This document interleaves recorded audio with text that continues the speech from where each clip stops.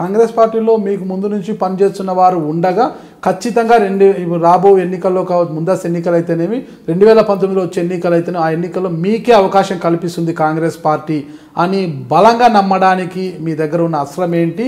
అసలు ఎలాంటి సంకేతాలు ఉన్నాయి? మనకే టికెట్ ఇస్తే ఈ పటాన్చెరు నియోజకవర్గంలో అప్పటికే ఎమ్మెల్యేగా కాంటెస్ట్ చేసినటువంటి వ్యక్తి ప్రస్తుతం నియోజకవర్గంలో లేరు కాంగ్రెస్ పార్టీలో. నేను ఎమ్మెల్యేగా 2 పర్యాయాలు ఆశించి జిల్లా ప్రెసిడెంట్గా కొనసాగి పార్టీలో నియోజకవర్గంలో ప్రజల యొక్క మన్ననలతో కింది స్థాయి నుంచి పనిచేసి ఒక మహిళగా, ఇందాక మీరు కొన్ని అంశాలు చెప్పారు, ఈరోజు రాజకీయాల్లో ఒక మహిళ వచ్చి పనిచేస్తుందంటే అనేక రకాలుగా ఆరోపణలు కానివ్వండి, ఒక ఆఫీసర్ దగ్గరికి వెళ్ళి గ్రామ ప్రజల కోసం మాట్లాడుతూ ఉంటే ఇంకో రకమైన విమర్శన చేయడం కానివ్వండి, ఇంకొక రకమైనటువంటి సమస్యల మీద పని చేసుకుంటూ పోతే ఏదే రకమైన ఆరోపణలు చేసి మహిళల్ని డిసప్పాయింట్ చేసే పరిస్థితి ఎదుర్కొని ఈ స్థాయికి రాగలిగిన నేను. ఆ స్థాయిలోనే నేను నియోజకవర్గంలో మనం ప్రజలలో ఇన్ని సంవత్సరాలు ఇన్ని ఇబ్బందులు పెట్టినా కూడా మహిళగా అమీన్పూర్లో ఒక సర్పంచ్గా చేసిన డెవలప్మెంట్ని, ఆ డెవలప్మెంట్ ఏం జరిగిందని నియోజకవర్గంలో ఉన్న ప్రజలందరికీ తెలుసు. ఏ రకంగా స్పందిస్తుంది, పని అంటే ఏ రకంగా కష్టపడి పనిచేస్తుంది, ఓ మహిళగా ఆమె పనిచేస్తుంటే ఆమెను ఎన్ని రకాలుగా రాజకీయాల్లో విమర్శలు చేస్తూ ఇబ్బంది పెట్టారనే విషయాన్ని కూడా ఆ నియోజకవర్గ ప్రజలకు తెలుసు.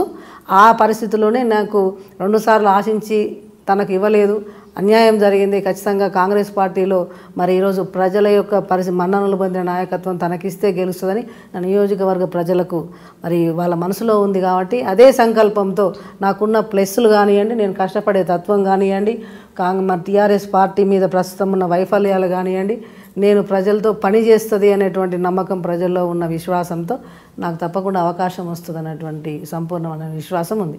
ఎన్నో ఇబ్బందులు పెట్టారన్నారు ఒక పదం మీరు, అంటే ఎలాంటి ఇబ్బందులు ఇందాక మీరే చెప్పారు. ఇప్పుడు ఇందాక నేను చెప్తాను, ఇప్పుడు ఇందాక మీరే చెప్పారు.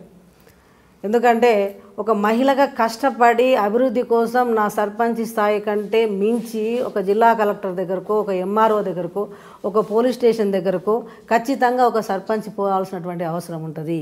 ఇదే ఒక మగవాడు ఒక పోలీస్ స్టేషన్ దగ్గరికి పోయినా, ఒక కలెక్టర్ దగ్గరికి పోయినా, ఒక పోలీస్ డిపార్ట్మెంట్ ఎస్ఐ దగ్గరికి పోయినా కూడా ఎలాంటి విమర్శలు చేయరు. అంటే సంఘం ఎప్పుడు కూడా ఒక ఆడవాళ్ళు గట్టిగా పనిచేస్తున్నారంటే ఇలాంటి విమర్శలే చేస్తూ ఉంటారు. ఇది ఆత్మస్థైర్యాన్ని దెబ్బతీసేటువంటి పరిస్థితులు. ఇలాంటివన్నీ ఎదుర్కొని నీతిగా నిజాయితీగా నిలబడి ఇన్ని సంవత్సరాలు ప్రజల మనల్ని భద్రపడ్డారు. అలాగే ఈరోజు మీరు ఇందాక అమీన్పూర్లో చెప్పారు, మీరే లేఅవుట్లు చేశారు, కోట్ల ఆస్తులు చేశారని. ఈరోజు మేము పుట్టిన నుంచి ఏ రోజు పేద కుటుంబంలో పుట్టల, ఒక మధ్యతరగతి కుటుంబంలో పుట్టాం. ఉన్న దాంట్లో నలుగురికి సహాయం చేసే కుటుంబంలో పుట్టాం. ఆ రోజు పరిస్థితులలో ఈరోజు గత 30 సంవత్సరాల క్రితం ఉన్నటువంటి గత వ్యవస్థల కంటే మా దగ్గర పనిచేసి ఏం డెవలప్మెంట్ అంటే లేఅవుట్లు చేశారు. అందరూ చేసిన దానికి నేను అభివృద్ధి చేసి చూపించాను. అక్కడ ఎక్కడ అవినీతి జరిగిందని ఈ రోజు వరకు చెప్పలేకపోయారు. కానీ మనిషి యొక్క ఆరోపణలతో ఒక మహిళగా ముందుకొచ్చి పనులు చేస్తుంటే ఆ అభివృద్ధిని చూసి ఓర్వలేక మహిళగా ఇలాంటి విమర్శలు చేసి ఇలాంటి సబ్జెక్టులలో, ఇందాక మీరు ఒక విషయం చెప్పారు, ఏదో కలెక్టర్ గారి టాపికో లేకపోతే ఎస్ఐ గారి టాపికో రెవెన్యూ గారి టాపికో, అది ఏ రకంగా తప్పు అవుతుందండి? మీరే చెప్పండి. ఇప్పుడు ఎందుకంటే ఒక ఆఫీసర్ ఉన్నారు, పనిచేస్తారు. ఖచ్చితంగా ఆ డిపార్ట్మెంట్లో మేము ఈరోజు ఒక వార్డు మెంబర్గా పనిచేస్తున్నానంటే సర్పంచ్ గారి దగ్గరికి వెళ్ళాల్సిందే, ప్రజల దగ్గరికి వెళ్ళాల్సిందే, ఆ మీటింగ్లో మాట్లాడాల్సిందే. అలాంటిది నేను సర్పంచ్గా ఎన్నికైన తర్వాత నేను జిల్లా సర్పంచ్ల సంఘం ప్రెసిడెంట్గా చేసిన. ఖచ్చితంగా జిల్లాలో ఉన్న సర్పంచ్ల సమస్యల మీద మాట్లాడాలి. లేదంటే కలెక్టర్ గారితో మాకు పర్సనల్గా ఏముండయి, ఎస్ఐ గారితో మాకు ఎలాంటి పర్సనల్గా ఉండయి, అలాగే ఎంఆర్ఓ గారితో కూడా మాకేముండవు. అలాంటిది ప్రజల కోసం, ప్రజా సమస్యల కోసం వాళ్ళ దగ్గరికి వెళ్తాం. అలాంటి ప్రజల సమస్యలు పరిష్కరించడం కోసం పోలీస్ డిపార్ట్మెంట్ ఉంది. ఆ గ్రామంలో మాకు పోలీసు వాళ్ళతో సమస్యలు వస్తే ప్రజల కోసం వెళ్ళాల్సిందే సర్పంచ్గా. అలాగే ఎంఆర్ఓ గారి దగ్గరికి కూడా మా గ్రామంలో ఉన్న రెవెన్యూ కానివ్వండి, ఈరోజు నేను అన్ని సమస్యలు చేస్తే ఎంఆర్ఓ గారు ఎందుకంటే నేను 2006 to 2007 వరకు నేను టీడీపీ సర్పంచ్గా ఉన్నా కూడా కాంగ్రెస్ గవర్నమెంట్ ఉంది.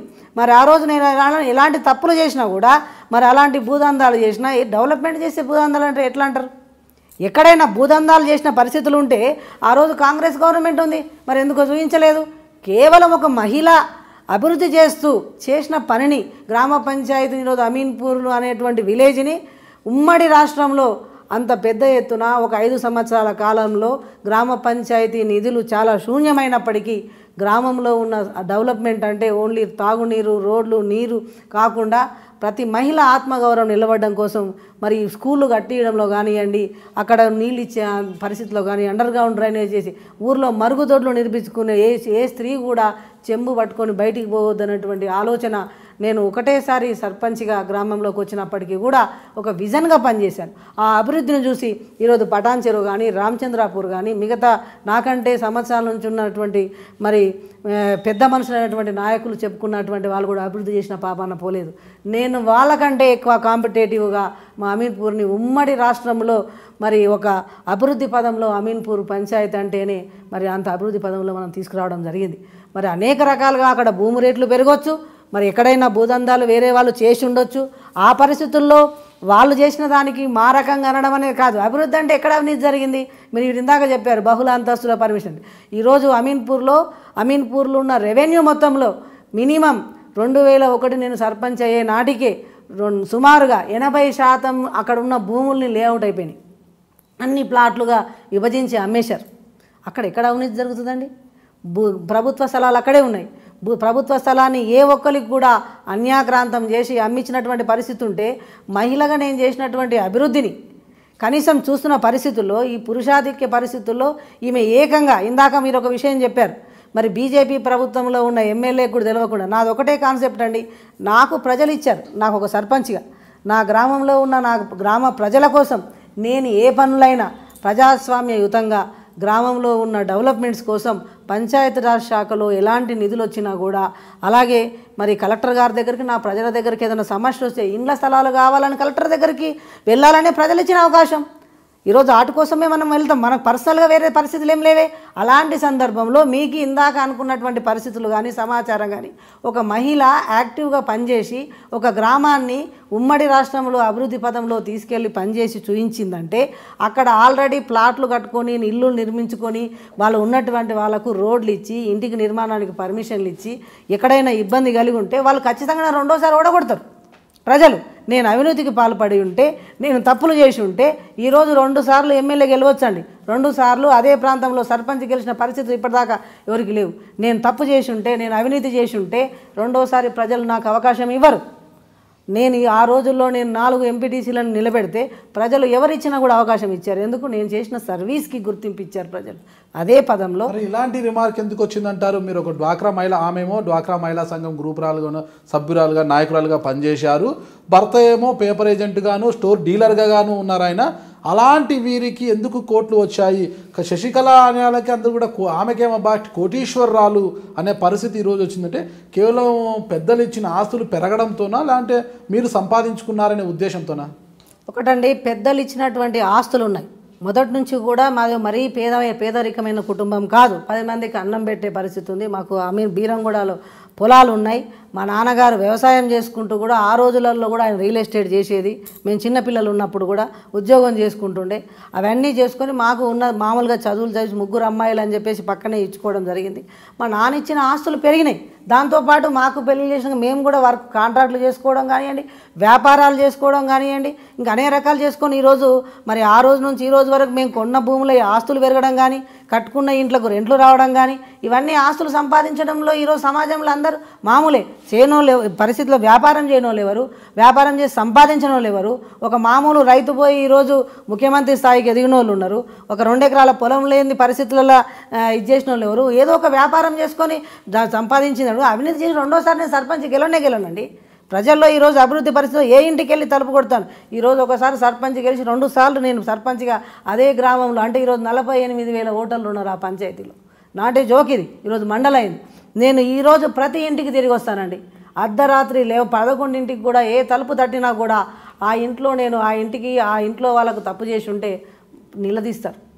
కానీ ఏ ఒక్క వ్యక్తికి కూడా ఆధారంగా పిలిచి రమ్మన్నారే కానీ ఈరోజు గడిచినటువంటి 7 సంవత్సరాల గ్యాప్లో కూడా నేను చేసినటువంటి అభివృద్ధిని, నేను చూసినటువంటి మంచి పరిస్థితుల్లో మేము కుటుంబ వాతావరణంలో నా గ్రామ పంచాయతీలో ఉన్న ప్రజలు, చుట్టూ నియోజకవర్గంలో ఉన్న సమస్యల మీద మనం పనిచేసినటువంటి తీరుకే ఈరోజు నియోజకవర్గంలో ఉన్న ప్రజలు వాళ్ళు రిసీవ్ చేసుకుంటున్నారు.